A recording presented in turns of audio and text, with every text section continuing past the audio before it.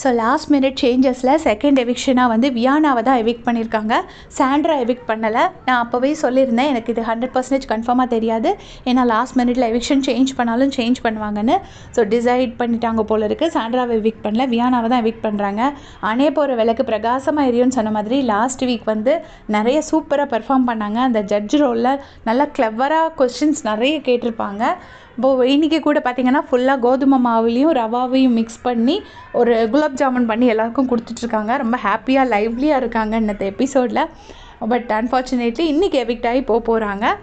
போதும் தான். அவங்க முதல்ல கொஞ்சம் கிரிஞ்ச் கண்டென்ட் பண்ணாங்க. அதுக்கப்புறம் ராணுவ கொடுத்த அட்வைஸ்க்கு அப்புறம் அந்த தமிழை மாற்றிக்கிட்டதுக்கப்புறமே வந்து எனக்கு வந்து வியானாவோட அந்த போர்ஷன்ஸ் எல்லாமே வந்து என்ஜாயபிளாக தான் இருந்துச்சு. ஜஸ்ட் அந்த பொன்னி நதி பார்க்கணுமே அந்த சாங்லாம் ஒரு மாதிரி பாடியிருப்பாங்க. அந்த டைமில் தான் ரொம்ப இரிட்டேட்டிங்காக இருந்துச்சு. அதுக்கப்புறம் பார்த்திங்கன்னா ஓரளவுக்கு நல்லா தான் பண்ணிட்டு இருந்தாங்க. பட் இந்த வாரம் எவிக்ட் ஆகி போகிறாங்க.